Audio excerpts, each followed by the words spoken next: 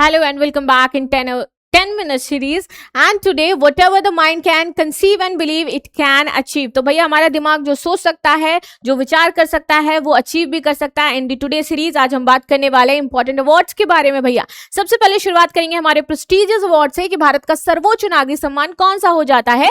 Which is the highest civilian award of India. Padma Vibhushan, Bharat Ratna, Padma Bhushan व पद्मश्री. तो भैया हम सभी जानते हैं कि Bharat Ratna is the important award जो कि सबसे प्रेस्टिजियस माना जाता है. नाउ भारत का दूसरा सर्वोच्च नागरिक सम्मान कौन सा हो जाता है, सेकंड हाईएस्ट सिविलियन अवार्ड कौन सा है, पद्मश्री, पद्म भूषण, पद्म विभूषण या फिर Ashok Chakra. Right answer is Padma Vibhushan. And then इसके बाद आता है पद्म भूषण. भारत का तीसरा सर्वोच्च नागरिक सम्मान जैसे मैंने आपको बताया कि पद्म भूषण, पद्मश्री, भारत रत्न या फिर Kirti Chakra. So there is Padma Bhushan. Now fourth आ जाते हैं कि चौथा सर्वोच्च नागरिक सम्मान हमारे पास कौन सा है, अर्जुन पुरस्कार, पद्मश्री, द्रोणाचार्य या फिर राष्ट्रीय फिल्म पुरस्कार. तो भैया हमारे पास चौथा हाईएस्ट सिविलियन हो जाता है Padma Shri. So now the series is Bharat Ratna, then इसके बाद पद्म विभूषण, पद्म भूषण एंड दी पद्मश्री. और ये हो जाते हैं हमारे टॉप 4 सिविलियन अवार्ड्स. पद्म पुरस्कारों की घोषणा प्रत्येक वर्ष किस अवसर पर की जाती है. On which occasion are the Padma awards announce every year.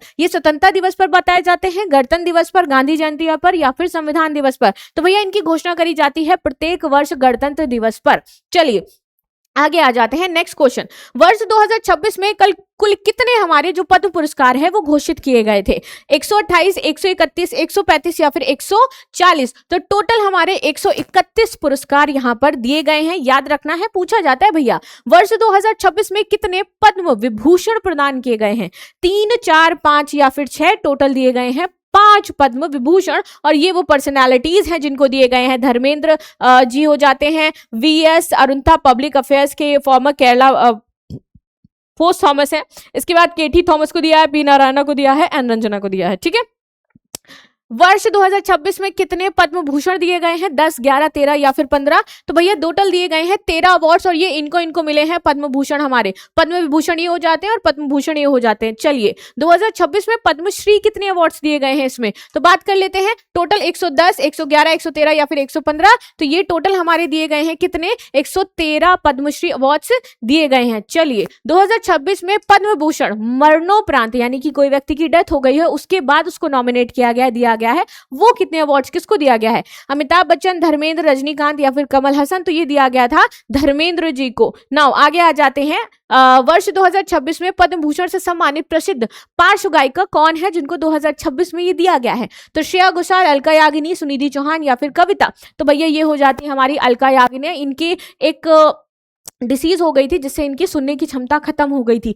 सुनने की क्षमता खत्म होने के 2 साल बाद ये लोगों को दिखाई दी है. वर्ष 2026 में पद्म भूषण से सम्मानित प्रसिद्ध मलयालम अभिनेता कौन है, मोहनलाल, ममूटी, फदाह फासिल या फिर पृथ्वीराज. कौन हो जाते हैं भैया, तो ये ममूटी है जिनको दिया गया है पद्म भूषण 2026. पद्मश्री से सम्मानित प्रसिद्ध अभिनेता इनमें से कौन है, आर माधवन, आमिर खान, रणबीर कपूर या फिर शाहरुख खान. तो भैया ये दिया गया था किसको, आर माधवन को दिया गया था. नेक्स्ट आ जाते हैं, पद्म पुरस्कार किसके द्वारा दिए जाते हैं, प्रधानमंत्री, प्रेसिडेंट, वाइस प्रेसिडेंट या फिर होम मिनिस्टर. किसके द्वारा दिए जाते हैं, तो हमारी जो राष्ट्रपति हैं वो स्वयं इन पद्म पुरस्कारों को देती हैं जो भी पर्सन इनको अचीव करता है. नाउ पद्म पुरस्कार किस मंत्रालय द्वारा प्रशासित है, हमारे सांस्कृतिक मंत्रालय, ministry of home affairs, education या फिर सूचना एवं प्रसारण मंत्रालय. ये दिए जाते हैं हमारे होम मिनिस्टर्स के द्वारा, गृह मंत्रालय के द्वारा दिए जाते हैं. नाउ भारत रत्न की शुरुआत किस वर्ष हुई थी हमारी, 1947, 1950, 1954 या फिर 1956. किस वर्ष शुरुआत हुई थी, तो भैया 1954 में शुरुआत हुई थी. डॉक्टर सर्वपल्ली राधाकृष्णन, राजेंद्र प्रसाद ये लोग थे जिनको दिया गया था. पद्म पुरस्कारों की शुरुआत किस वर्ष हुई है, तो हमारे 1952, 1954, 1956 या फिर 1960. तो इनकी शुरुआत हुई है भैया हमारे 1954 से. नाउ आगे आ जाते हैं, बात करते हैं कि खेल के क्षेत्र में सर्वोच्च राष्ट्रीय खेल सम्मान कौन सा दिया जाता है, अर्जुन पुरस्कार, मेजर ध्यानचंद, द्रोणाचार्य पुरस्कार या फिर ध्यानचंद लाइफ टाइम पुरस्कार. तो ये होता है मेजर ध्यानचंद खेल रत्न पुरस्कार. चलिए आगे आते हैं, उत्कृष्ट प्रशिक्षकों को कौन सा पुरस्कार दिया जाता है, अर्जुन अवार्ड, द्रोणाचार्य अवार्ड, खेल रत्न अवार्ड या फिर राष्ट्रीय खेल पुरस्कार, तो भैया इनको दिया जाता है द्रोणाचार्य अवार्ड। चलिए आगे आ जाते हैं, खिलाड़ियों को उत्कृष्ट प्रदर्शन के लिए कौन सा पुरस्कार दिया जाता है? अर्जुन पुरस्कार, द्रोणाचार्य, पद्मश्री या फिर भारत रत्न? तो भैया इनको दिया जाता है अर्जुन पुरस्कार। चलो आगे आ जाते हैं, भारतीय सिनेमा का सर्वोच्च सम्मान हमारा कौन सा है? तो राष्ट्रीय फिल्म पुरस्कार, दादा साहब फाल्के पुरस्कार, फिल्म फेयर या फिर आईफा पुरस्कार? तो ये हो जाता है हमारा दादा साहब फाल्के पुरस्कार। रिवीजन करना है हमें जल्दी जल्दी से। राष्ट्रीय फिल्म पुरस्कार जो है वो किस मंत्रालय द्वारा दिया जाता है? संस्कृति, सूचना एवं प्रसारण, गृह मंत्रालय या फिर शिक्षा मंत्रालय? तो भैया राष्ट्रीय फिल्म पुरस्कार हमारे दिए जाते हैं सूचना एवं प्रसारण मंत्रालय द्वारा। नाउ साहित्य अकादमी पुरस्कार किस क्षेत्र से संबंधित है? विज्ञान, लिटरेचर, स्पोर्ट्स या फिर म्यूजिक? तो जब भी हम साहित्य अकादमी की बात करते हैं, दीज आर फ्रॉम दी साहित्य, लिटरेचर जिसको हम कहते हैं।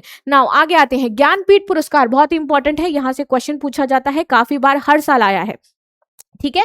तो ये कहाँ से है? साइंस से है, लिटरेचर से है, जर्नलिज्म से है या फिर म्यूजिक से है? तो भैया ये हो जाता है हमारा अगेन साहित्य से। चलिए आगे आ जाते हैं, भारतीय ज्ञानपीठ पुरस्कार प्रशस्ति ऐसे दिया जाता है। दादा साहब फाल्के पुरस्कार किस क्षेत्र में दिया जाता है? रंगमंच, भारतीय सिनेमा, स्पोर्ट्स या फिर विज्ञान? तो भैया ये दिया जाता है हमारे भारतीय सिनेमा के लिए दादा साहब फाल्के पुरस्कार। शांति स्वरूप भटनागर पुरस्कार किस क्षेत्र से संबंधित है?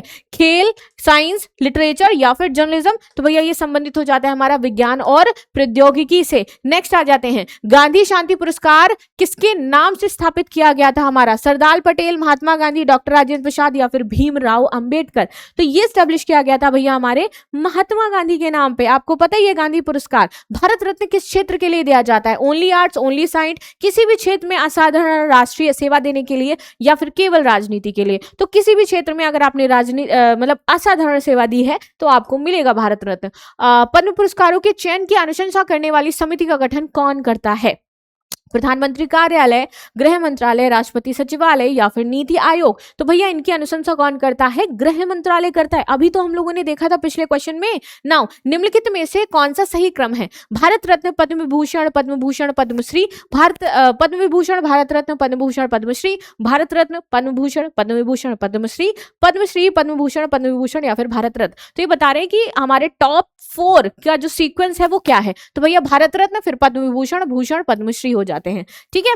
चलो ये हमने देख लिया। नाउ ये थे हमारे आज के इंपॉर्टेंट 10 मिनट सीरीज के क्वेश्चंस जो हमने सॉल्व किए हैं। मिलते हैं अब हम लोग नेक्स्ट क्लास में। अगर आपको इसका पीडीएफ चाहिए तो टेलीग्राम चैनल को ज्वाइन कर लीजिएगा, परीक्षा पथ 10 के नाम से हो जाता है। मिलते हैं नेक्स्ट क्लास में, तब तक के लिए धन्यवाद। लाइक शेयर सब्सक्राइब करना बिल्कुल भी ना भूलें and thank you so much.